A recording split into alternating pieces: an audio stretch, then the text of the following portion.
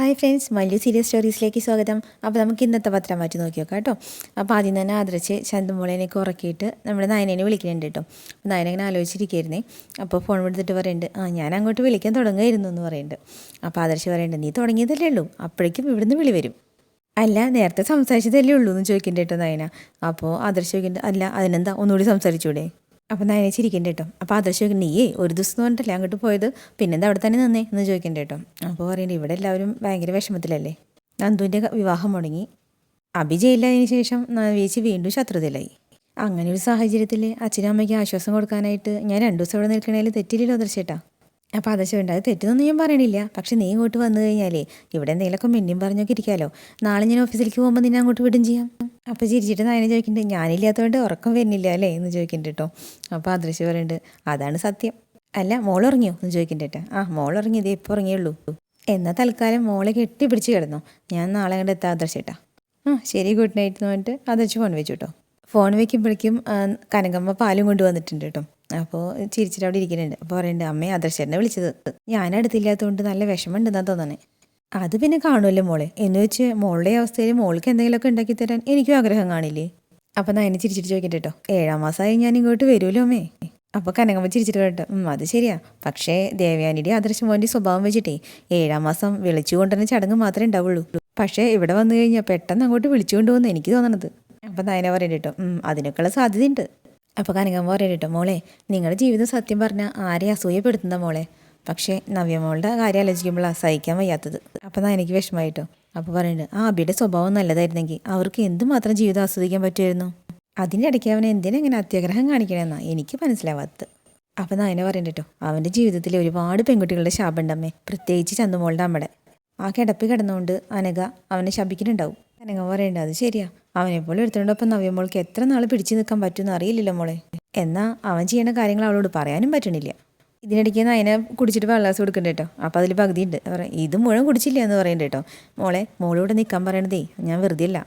ഇപ്പോൾ അഭി ജയിലിലായതുകൊണ്ട് ജലജയ്ക്ക് ഭയങ്കര ദേഷ്യമായിരിക്കും. അവൾ അങ്ങനെ ഒരു സാഹചര്യത്തിൽ മോളെ വേദനിപ്പിക്കാൻ വേണ്ടി എന്തെങ്കിലുമൊക്കെ ചെയ്തു എന്ന് വരും. അതുകൊണ്ട് മോള് കരുതിയൊക്കെ നടക്കണം കേട്ടോ. അത് കേട്ടപ്പോൾ നയനയും ചെറുതായിട്ടൊന്നും ആലോചിക്കുന്നുണ്ട് കേട്ടോ.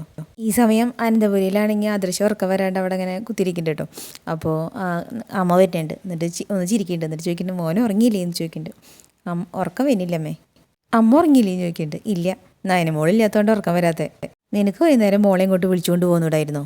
അപ്പോൾ ആദർശ് ചിരിച്ചിട്ട് ചോദിക്കുന്നുണ്ട്, അമ്മയ്ക്കും വരുമോളെ കാണാതിരിക്കാൻ പറ്റുന്നില്ല അല്ലേ. അപ്പോൾ ദേവേനി പറഞ്ഞിട്ട് കേട്ടോ, എടാ 7 മാസം കഴിഞ്ഞ് മോള് സ്ഥിരമായിട്ട് അവിടെ നിൽക്കാൻ പോണത്. അതിന് മുന്നേ എനിക്ക് എൻ്റെ മോൾക്ക് എന്താച്ചാൽ ചെയ്തു കൊടുക്കണ്ടേ, അവൾക്ക് ഇഷ്ടപ്പെട്ടതൊക്കെ. പിന്നെ മുത്തശ്ശിക്ക് അത് തന്നെ ആഗ്രഹം. അപ്പോൾ ആദർശ് പറയുന്നുണ്ട് കേട്ടോ, അമ്മ വിഷമിക്കണ്ട, നാളെ രാവിലെ ഞാൻ അവളെ പോയി വിളിക്കാം, അപ്പോൾ പിന്നെ അമ്മയുടെ പരാതി തീരുമല്ലോ. അപ്പോൾ ദേവയാനി ചിരിച്ചിട്ട് ചോദിക്കുന്നുണ്ട്, നിനക്കും അവളില്ല അത് പറ്റില്ല അല്ലേ, പിന്നെ എന്തിനാടാ എൻ്റെ കാര്യം മാത്രം പറയണേ. അപ്പോൾ ആദർശം ഒന്നും മിണ്ടുന്നില്ല കേട്ടോ. അപ്പോൾ പറയുന്നുണ്ട്, പിന്നെ നീ അവിടെ പോയിട്ട് വിളിക്കുമ്പോൾ അതൊരു കാരണമായിട്ട് പറഞ്ഞോ, അതിന് ഞാനും സപ്പോർട്ട് ചെയ്തോളാം. അപ്പോൾ ആദർശ് പറയുന്നുണ്ട്, അമ്മേ അവൾ ഈ വീടിൻ്റെയും നമ്മുടെ ജീവിതത്തിൻ്റെയൊക്കെ ഒരു ഭാഗമായി കഴിഞ്ഞു. ഇനിയിപ്പോൾ അവളില്ലാതെ നമുക്ക് ആർക്കും അധിക ദിവസം തള്ളി നിൽക്കാൻ പറ്റില്ല, അതാ സത്യം. ദേവേനെ അപ്പോൾ തലയിട്ടാടുണ്ട് കേട്ടോ ചിരിച്ചിട്ട്. രാവിലെ കനകമ്മ ചായ കൊണ്ട് വന്നിട്ടുണ്ട് കേട്ടോ. അപ്പോൾ അത് കുടിക്കുന്നതിൻ്റെ ഇടയ്ക്ക് നയന പറയുന്നുണ്ട്, പിന്നെ അമ്മേ 2-3 ദിവസം ഒന്നും ഇവിടെ നിൽക്കാൻ പറ്റില്ല കേട്ടോ, രാവിലെ ആദർശേട്ടൻ വരും എന്നെ കൂട്ടിക്കൊണ്ടുപോയി. അയ്യോ എന്ന് പറയണ്ട കേട്ടോ കനകമ്മ. പറയുന്നുണ്ട്, ഞാൻ അവിടെ ഇല്ലാതെ പറ്റില്ല അമ്മേ. ആദർശേട്ടൻ മാത്രമല്ല, ആദർശേട്ടൻ്റെ അമ്മയ്ക്കും എനിക്ക് വിശേഷം ഉണ്ടെന്ന് അറിഞ്ഞ ശേഷം എപ്പോഴും കാണണം, പിന്നെ എനിക്ക് ഇഷ്ടമുള്ളതൊക്കെ ഉണ്ടാക്കി തരും വേണം, പിന്നെ എന്ത് ചെയ്യാൻ പറ്റും. സാരമില്ല, അവർ നിർബന്ധിക്കുകയാണെങ്കിൽ മോള് പോയിക്കോ എന്ന് പറയുന്നുണ്ട് കേട്ടോ. എന്നിട്ട് പറയുന്നത്, പിന്നെ മോള് 2 ദിവസം കൂടി ഇവിടെ നിൽക്കുകയാണെങ്കിൽ എനിക്ക് അച്ഛനൊക്കെ ഒരു സന്തോഷമായിരിക്കും അത്. അപ്പോൾ നയന പറയുന്നുണ്ട് കേട്ടോ, അമ്മ ആദർശേട്ടൻ വരുമ്പോൾ ഇടയ്ക്കിടയ്ക്ക് ഇവിടെ കൊണ്ടുവന്ന് നിർത്താൻ പറ എന്ന് പറയുന്നുണ്ട് കേട്ടോ. എന്നിട്ട് പറയുന്നുണ്ട്, മോള് കുട്ടിക്കാലം മുതലേ ഞാൻ ഉണ്ടാക്കണ ഭക്ഷണം കഴിച്ച് ശീലിച്ചതല്ലേ, അതുകൊണ്ട് അതിനോടുള്ള ഇഷ്ടം കൂടും ഈ ഒരു സമയത്ത്. അച്ഛനോട് പറഞ്ഞേക്കണേ ഞാൻ എന്നങ്ങ് പോകുന്നു. അപ്പോൾ എന്ന് പറയുന്നുണ്ട് കേട്ടോ. എന്നിട്ട് മുടി ഇങ്ങനെ തലോടിയിട്ട് പറയുന്നുണ്ട്, മറ്റ് 2 മക്കൾ അടുത്തുണ്ടെങ്കിലും നീ അടുത്തുണ്ടെങ്കിൽ ഗോവിന്ദേട്ടൻ ഒരു പ്രത്യേക ഉന്മേഷമാണ്. അപ്പം നയന പറയുന്നുണ്ട് കേട്ടോ, ഇടയ്ക്ക് ആദർശേട്ടൻ പറഞ്ഞിരുന്നു ആ ആർട്ട് ഗാലറിയൊക്കെ ഒന്ന് വിപുലപ്പെടുത്തിയിട്ട് ഒരു സ്റ്റാഫിനൊക്കെ വെക്കാമെന്ന്. അപ്പോൾ അച്ഛൻ കൗണ്ടറിൽ മാത്രം ഇരുന്നാൽ മതിയല്ലോ, വലിയ അധ്വാനമൊന്നും ഉണ്ടാവില്ല. അപ്പോൾ കനകമ്മ പറഞ്ഞിട്ടോ, വേണ്ട, ഈ വീട് ഞങ്ങളുടെ പേരിൽ എഴുതി തന്നില്ല ആദർശമോൻ, ഇനി ഞങ്ങൾക്ക് വേണ്ടി കൂടുതൽ പൈസയൊന്നും കളയണ്ട. ഞാനും അച്ഛനും വിപുലപ്പെടുത്തിയ ആർട്ട് ഗാലറിയാണ്, അത് നിന്ന് പോയിരുന്നെന്ന് എനിക്ക് ആഗ്രഹമുണ്ട് അമ്മേ. അപ്പോൾ കനകമ്മ ചിരിച്ചിട്ട് പറയുന്നുണ്ട്, പിന്നെ മോൾ ഏറ്റെടുക്കുകയാണെങ്കിൽ ഞങ്ങൾക്ക് സമ്മതം, പക്ഷെ മോൾക്ക് ഇപ്പോൾ എടുപ്പത് പണിയല്ലേ, ഇപ്പം മൂർത്തി ജ്വല്ലറിയുടെ വലിയ ഡിസൈനറല്ലേ, എല്ലാം കൂടി നോക്കാൻ മോൾക്ക് പറ്റില്ല. ഇനിയിപ്പോൾ കുഞ്ഞും കൂടി ജനിച്ചു കഴിഞ്ഞാൽ അതിന് 2-3 വയസ്സാവുന്നവരെ മോൾക്ക് നല്ല കഷ്ടപ്പാടായിരിക്കും. മോള് രാവിലെ പോവല്ലേ, അമ്മ കഴിക്കാൻ എന്തെങ്കിലും ഉണ്ടാക്കി വെക്കാം എന്ന് പറഞ്ഞിട്ട് കനകമ്മ പോയിട്ടുണ്ട് കേട്ടോ. അവിടുന്ന് കുറച്ച് കഴിയുമ്പോഴേക്കും ആദർശം എത്തിയിട്ടോ. അപ്പോൾ കനകമ്മ എന്തോ തുന്നിക്കൊണ്ടിരിക്കുകയാണ്. അപ്പോൾ ഇത് ആരാതെന്ന് വെച്ച് ഇങ്ങനെ ഇരിക്കുന്ന സമയത്താണ് ആദർശ് കയറി വരാൻ. ആഹാ, ആദർശ് മോൻ രാവിലെ ഇങ്ങോട്ട് പോന്നോ? അപ്പം നന്ദുട്ടൻ ഇട്ടിട്ടോ അവിടെ. അപ്പോൾ ആദർശ് പറയുന്നുണ്ട് അമ്മയ്ക്ക് ഒരേ നിർബന്ധം മരുമോളെയും കൂട്ടിക്കൊണ്ട് പോകണമെന്ന് പറയുന്നുണ്ട്. അപ്പം നന്ദുട്ടൻ ചോദിക്കുന്നുണ്ട് അമ്മയ്ക്കാണോ നിർബന്ധം അതോ മോനാണോ? അപ്പോൾ ആദർശം അതിനും പരസ്പരം നോക്കി ചിരിക്കുന്നുണ്ട് കേട്ടോ. മോനെ 1-2 ദിവസം മോളെ ഇവിടെ നിർത്താമെന്നാണ് കരുതിയത്. പിന്നെ മോള് പറഞ്ഞു രാവിലെ തന്നെ മോളെ കൂട്ടിക്കൊണ്ടുപോകാൻ വരുന്നുണ്ടെന്ന്. അപ്പോൾ ആദർശ് പറയുന്നുണ്ട് കേട്ടോ, ഇന്നലെ രാത്രി അമ്മ ഉറങ്ങിയിട്ടേ ഇല്ല. 7 മാസമായി കഴിഞ്ഞ പിന്നെ ഇവിടെയാണല്ലോ സ്ഥിരമായിട്ട് നിൽക്കണത്. അതുകൊണ്ട് ഇപ്പം മരുമോൾക്ക് ആവശ്യമുള്ളതൊക്കെ അമ്മയ്ക്ക് ഉണ്ടാക്കി കൊടുക്കണമെന്ന് ഒരേ നിർബന്ധം. അപ്പം നന്ദുട്ടൻ പറയുന്നുണ്ട് കേട്ടോ, ഈ കണക്കിന് 7 മാസം ചേച്ചീനെ ഇങ്ങോട്ട് വിളിച്ചുകൊണ്ട് വന്നാലും എത്ര ദിവസം ഇവിടെ നിർത്തുമെന്ന് ഞങ്ങൾക്ക് സംശയമുണ്ട്. അപ്പോൾ കനക പറയുന്നുണ്ട് അതെ, അത് ഞങ്ങൾ പറയും ചെയ്തിരുന്നു കേട്ടോ. രണ്ടാളോട് കൂടി ഞാൻ ഒരു കാര്യം പറയാം, ആ ജലജേനൊന്ന് സൂക്ഷിക്കണം. അബി ജയിലിലായതുകൊണ്ട് നിങ്ങളെ എനിക്ക് വിഷമിപ്പിക്കാൻ വേണ്ടി എന്തും ചെയ്യും. അപ്പോൾ ആദർശ് പറഞ്ഞിട്ടോ, അപ്പച്ചീനെ മാത്രമല്ല നവീനെ സൂക്ഷിക്കണം. നവീൻ നോർമലായിട്ടൊന്നല്ല ഇപ്പോൾ കാര്യങ്ങളൊക്കെ ആലോചിക്കുന്നത്. നന്ദനോട് ദേഷ്യം കൂടുതലെങ്കിലും ഇവളോട് ഒട്ടും കുറവൊന്നല്ല. അപ്പോൾ കനകമ്മ പറയണ്ടേട്ടാ, എന്ത് ചെയ്യാനാ മോനെ, ഒരു കുടുംബത്തിനകത്ത് ഒരാളുണ്ടായാൽ മതിയല്ലോ എല്ലാം തലതിരിയാൻ. ആദർശ് പറയുന്നുണ്ട് റിമാൻഡിൻ്റെ കാലാവധി കഴിഞ്ഞിട്ട് അബി എത്തിക്കഴിഞ്ഞാൽ വീടിനകത്ത് അബിയും അപ്പച്ചിയും കൂടി ചേർന്ന് എന്തൊക്കെ ഉണ്ടാക്കി തീർക്കുമെന്ന് അറിയില്ല. പരിധി വിട്ട് കഴിഞ്ഞാലേ ചിലപ്പോൾ അവനെ വീട്ടിൽ നിന്ന് മുത്തച്ഛൻ പുറത്താക്കും. അപ്പോൾ കനകമ്മ അങ്ങനെ നന്ദുവിനെ നോക്കണം കേട്ടോ. പെട്ടെന്ന് വിഷയം മാറ്റാൻ വേണ്ടിയിട്ട് നയനെ പറഞ്ഞു അതെ അമ്മേ ആദർശേനെ കുടിക്കാൻ ചായ എടുക്കുക, അപ്പോഴേക്കും ഞാൻ പെട്ടെന്ന് റെഡി ആയിട്ട് വരാം. അയ്യോ ഞാൻ ചായ കുടിച്ചായിരുന്നു എന്ന് പറയുന്നുണ്ട് കേട്ടോ. അപ്പോൾ കനകമ്മ പറയുന്നുണ്ട് അത് കുഴപ്പമില്ല മോനിരിക്കേ, ഒരു ചായയും കൂടി കുടിക്കാതെ പെട്ടെന്ന് എന്ത് പോക്കാം. അങ്ങനെ കനകമ്മ അകത്തേക്ക് അടുക്കളയിലേക്കും പോയിട്ടുണ്ട്, നയന റെഡി ആയിട്ട് വരാമെന്ന് പറഞ്ഞിട്ട് റൂമിലേക്കും പോയിട്ടുണ്ട് കേട്ടോ. അപ്പോൾ ആദർശ് നന്ദു മാത്രമായിട്ടോ. അപ്പോൾ ചോദിക്കുന്നുണ്ട് നന്ദുവിന് വേറെ കല്യാണാലോചനയും വന്നില്ലല്ലോ ചോദിക്കുന്നുണ്ട് കേട്ടോ. ആദർശ് ഭാഗ്യത്തിന് ഇതുവരെ വന്നില്ല, ഇനി ആദർശേട്ടനായിട്ട് ദയവ് ഇതൊരു കല്യാണാലോചന കൊണ്ടുവരരുത്. അയ്യോ ഞാൻ ആ വിഷയത്തിൽ ഇടപെടണേ ഇല്ല എന്ന് പറഞ്ഞിട്ടോ ആദർശ്. അല്ലെങ്കിൽ തന്നെ നിനക്ക് പറ്റുന്നൊരു പയ്യനെ കണ്ടെത്താൻ വലിയ പാടാ. അപ്പോൾ നന്ദുട്ടൻ പറയട്ടെ, ഒരുമാതിരിപ്പെട്ടവർക്കൊന്നും അഡ്ജസ്റ്റ് ജീവിക്കാൻ എന്നോട് പറ്റില്ല. പിന്നെ ഞാനിങ്ങനെ കഴിഞ്ഞോട്ടെ ആദർശേട്ടാ, ഇതാവുമ്പോൾ ജോലി ചെയ്യാൻ പോലൊരു സ്വാതന്ത്ര്യമുണ്ട്. അപ്പോൾ ആദർശ് പറയട്ടോ, എന്ന് കരുതി എന്നും അങ്ങനെ നിൽക്കാനൊന്നും പറ്റില്ല. നല്ല വല്ല ബന്ധം വന്നു കഴിഞ്ഞാലേ നമ്മൾ കൈ കൊടുക്കണം. അനിയായിട്ട് നന്ദു ഒന്നിക്കുന്നതിലേ എനിക്കോ എതിരഭിപ്രായമൊന്നും ഇല്ല ഇപ്പോൾ. അപ്പോൾ നന്ദുട്ടൻ പെട്ടെന്ന് ഫീലായിട്ടോ, അങ്ങനെ നടക്കണം ഒന്നും മിണ്ടാണ്ട്. അപ്പോൾ അതിനിടയ്ക്ക് ആദർശ് പറഞ്ഞു, പക്ഷെ ഒരു കാര്യമുണ്ട്, അച്ഛനമ്മയെ കൊണ്ട് അതിന് സമ്മതിപ്പിക്കണം. അങ്ങനെയാണെങ്കിൽ ഞങ്ങൾ മുന്നിൽ തന്നെ ഉണ്ടാവും, നിങ്ങൾ രണ്ടുപേരെ അനുഗ്രഹിക്കാൻ. അതും പറഞ്ഞിട്ട് ആദർശ് അവിടെ പോയിരുന്ന് മൊബൈൽ ഇങ്ങനെ എന്തോ ചെയ്തുകൊണ്ടിരിക്കണം കേട്ടോ. നന്ദുട്ടൻ്റെ പെട്ടെന്ന് ഫീലായി. അതിനുശേഷം ആദർശ് നയനയും അവിടെ അനന്തപുരത്തിൽ എത്തിയിട്ടുണ്ട് കേട്ടോ. അപ്പോൾ മുകളിൽ നിന്നിട്ട് നവ്യ ഇത് കാണുന്നുണ്ട്, ഇവർ വരുന്നത് കാണുന്നുണ്ട് കേട്ടോ. മുഖം അപ്പം തന്നെ പോയിട്ടുണ്ട്. അപ്പോൾ ആദർശ് പറയുന്നുണ്ട് നയനയുടെ അടുത്ത്, ചെല്ലി അമ്മ നിന്നെ കാത്തിരിക്കുകയെന്ന് പറയുന്നുണ്ട്. അപ്പോൾ നയന പറയുന്നുണ്ട് 1-2 ദിവസം കൂടി അവിടെ നിൽക്കണമെന്നുണ്ടായിരുന്നു. അച്ഛനും അമ്മയും അത്രയ്ക്ക് വിഷമത്തില്ല, എങ്ങനെയെങ്കിലും നന്ദുവിൻ്റെ കല്യാണം നമ്മൾ ആലോചിച്ച് നടത്തണം എന്നൊക്കെയാണ് പറയണേ. അവളുടെ മനസ്സ് നമുക്കറിയാലോ. അപ്പോൾ ആദർശ് പറയണ്ട കേട്ടോ, ഇനിയിപ്പോൾ അവൾക്ക് കുറച്ച് സാവകാശം കൊടുക്കുന്നതായിരിക്കും നല്ലത്. അവൾ സർവീസിൽ കയറിയിട്ടല്ലേ ഉള്ളൂ, ഇനിയിപ്പോൾ കല്യാണം കഴിഞ്ഞ് ജോലിയിൽ അത്ര കോൺസെൻട്രേറ്റ് ചെയ്യാൻ പറ്റില്ല. അനിയും നന്ദും തമ്മിൽ അടുക്കുമെന്നുള്ള പേടി അമ്മയ്ക്ക്. അതുകൊണ്ടാണ് അമ്മയും അച്ഛനും എത്രയും പെട്ടെന്ന് നന്ദുവിൻ്റെ കല്യാണം നടത്തണമെന്ന് പറഞ്ഞുകൊണ്ടിരിക്കണേ. അപ്പോൾ ആദർശ് പറയണ്ട കേട്ടോ, അവരങ്ങനെ പറയുമ്പോഴും എൻ്റെ ഉള്ളിൽ ഇപ്പോഴും അനിയും നന്ദു ഒന്നിക്കണം എന്ന് തന്നെയാണ്. അപ്പോൾ നയന പറയുന്നുണ്ട് എൻ്റെ ആഗ്രഹം അത് തന്നെയാണ്, ഇനി ദൈവം അവരെ ഒന്നിപ്പിക്കണമെങ്കിൽ ഒന്നിക്കട്ടെ. പക്ഷേ നമുക്കതിന് മുൻകൈ എടുക്കാൻ പറ്റില്ല ആദർശേട്ടാ. അത് കഴിഞ്ഞിട്ട് അവരകത്ത് നീ വന്ന് പറഞ്ഞിട്ട് ആദർശ് അകത്തേക്ക് കയറി പോയിട്ടോ.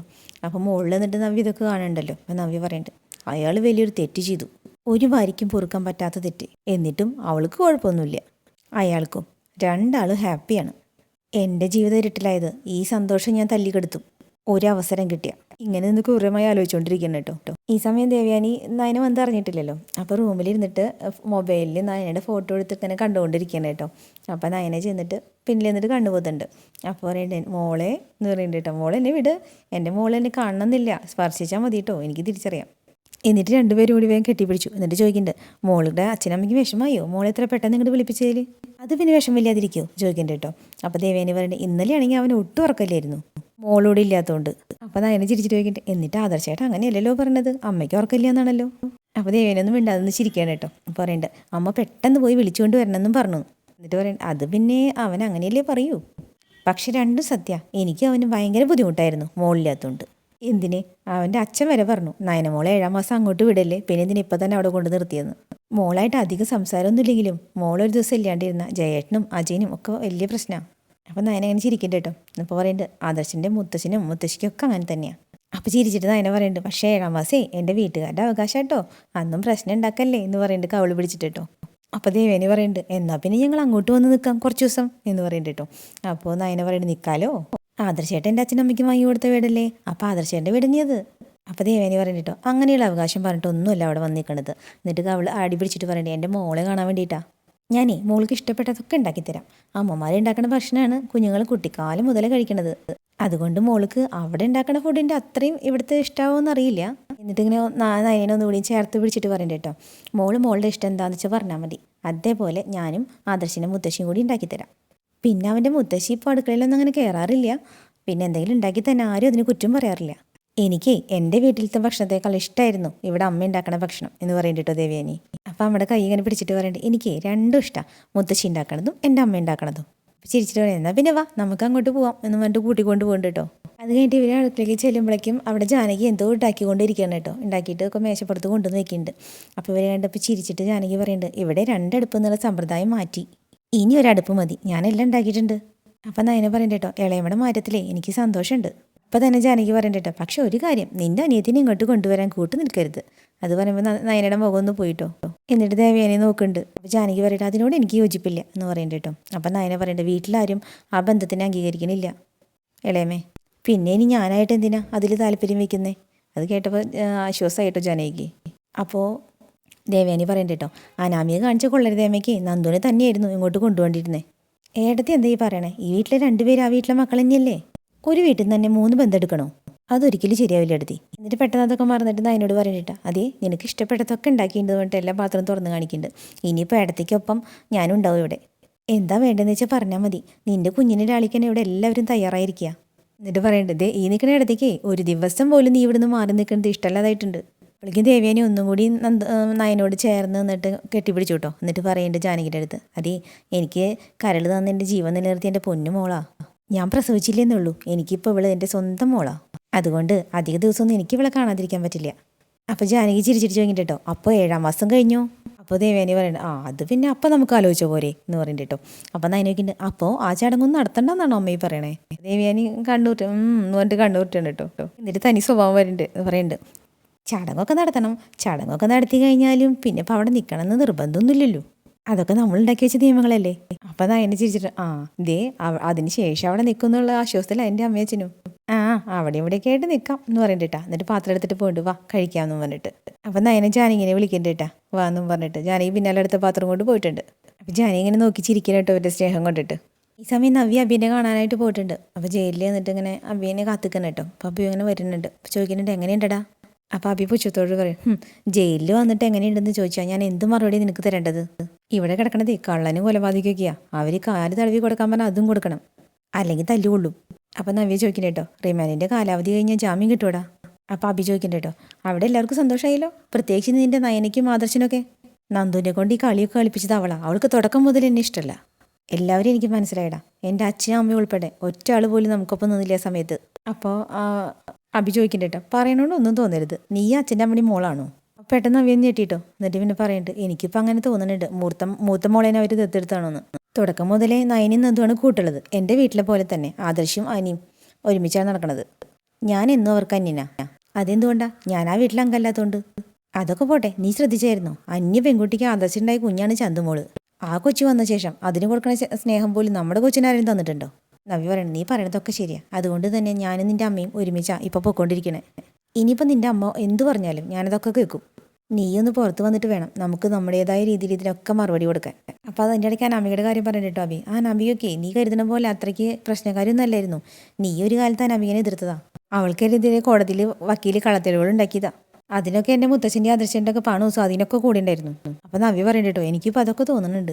എന്നിട്ട് അബി പറഞ്ഞിട്ട്, ഈ സ്വർണ്ണ ബിസിനസ്സുകാർ സ്വർണ്ണം കൊണ്ടുവരുമ്പോൾ അതൊരുക്കി പുതിയൊരു രൂപത്തിലാക്കി വീക്കണം ഒരു പതിവാ. സ്വർണ്ണക്കടക്കാർ എല്ലാം അത് ചെയ്യാറുള്ളതാ.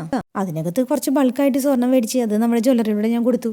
ബില്ലില്ലാണ്ടാണ് ഞാൻ കൊടുത്തത്. അത് ഇത്ര വലിയ ക്രിമിനൽ കുറ്റമായിട്ട് എടുക്കേണ്ട കാര്യമൊന്നുമില്ല. അഡ്വക്കേറ്റ് നവീൻ വിചാരിച്ചിരുന്നെങ്കിലേ എന്നെയും പുറത്തിറക്കായിരുന്നു, എനിക്കും ജാമ്യം കിട്ടിയേനെ. അവനോട് പറഞ്ഞിട്ട് അവൻ കേട്ടില്ലല്ലോടാ, അവിടെ നമ്മളെ വാതിലടച്ച് കളഞ്ഞില്ലേ. അപ്പം അബി പറഞ്ഞിട്ട്, അടപ്പിച്ചതാണ്, അതിന് നമ്മൾ വ്യക്തമായ മറുപടി കൊടുക്കണം നവ്യേ. നവ്യാണെങ്കിൽ എല്ലാം പെട്ടെന്ന് വിശ്വസിക്കുകയും ചെയ്യും. അങ്ങനെ മാക്സിമം എരികേറ്റി കൊടുത്തിട്ടോ നവിക്ക്. അപ്പം അങ്ങനെയാണ് നമ്മുടെ ഇന്നത്തെ പത്രമാറ്റം അവസാനിച്ചിട്ടുള്ളത് കേട്ടോ. അപ്പോൾ നാളത്തെ എപ്പിസോഡായിട്ട് നാളെ വീണ്ടും വരാം. Okay, by.